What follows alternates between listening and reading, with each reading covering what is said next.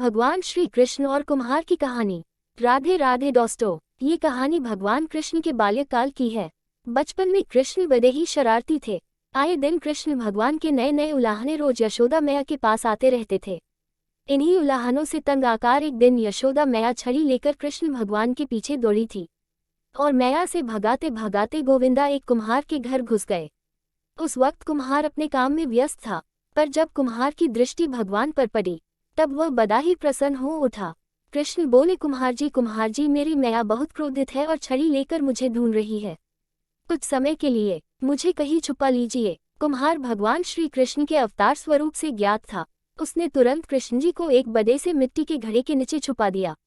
कुछ समय पश्चात जब यशोदा मैया ने वहां आकर पूछा, क्यों रे कुम्हार, क्या तूने मेरे कान्हा को देखा है? तो कुम्हार ने जवाब दिया, नहीं मैया, मैंने नहीं देखा। कुम्हार और यशोदा मैया के बीच हो रहा संवाद भगवान श्री कृष्ण गौर से सुन रहे थे। फिर जब माता यशोदा वहां से चली गई तब कान्हा बोले, कुम्हार जी, मेरी माता यदि चली गई हो तो मुझे इस घड़े से बाहर निकालिए। कुम्हार बोला, ऐसे नहीं भगवान, पहले आपको मुझे वचन देना होगा कि आप मुझे 84 लाख यानियों के बंधन से मुक्त कर देंगे। कुम्हार की बात सुनकर कान्हा जी मुस्कुराए और बोले, ठीक कुम्हार, मैं वचन देता हूँ कि मैं तुम्हें 84 लाख यानियों के बंधन से मुक्ति दे दूंगा। अब तो मुझे बाहर निकालो। कुम्हार बोला, मुझे अकेले को नहीं महाप्रभु, मरे पूरे परिवार को भी 84 लाख यानियों के बंधन से मुक्त करने का वचन दीजिए, तो ही मैं आपको घड़े से बाहर निकालूंगा। इस पर कृष्ण बोले, ठीक भैया, मैं उन्हें भी 84 लाख यानियों के बंधन से मुक्त करने का वचन देता हूँ। अब तो बाहर निकाल दो।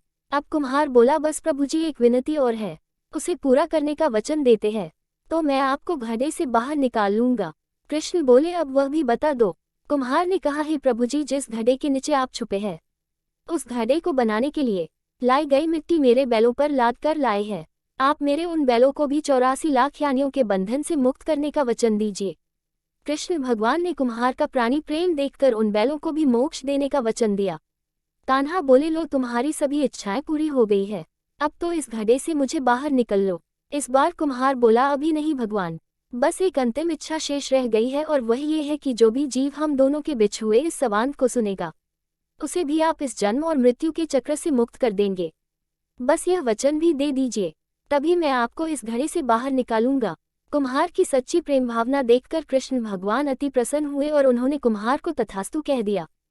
फिर जाकर कुम्हार ने बाल कृष्ण को घड़े से बाहर निकाला। उनको साष्टांग प्रणाम करके उनके चरण धोए और वह चरण अमृत प्राशन करके अपने पूरे घर में उसका छिड़काव किया। अंत में कुम्हार प्रभु कृष्ण के गले लगकर इतना रोया कि उनमें ही विलीन हो गया। जय श्री कृष्ण। राधे राधे।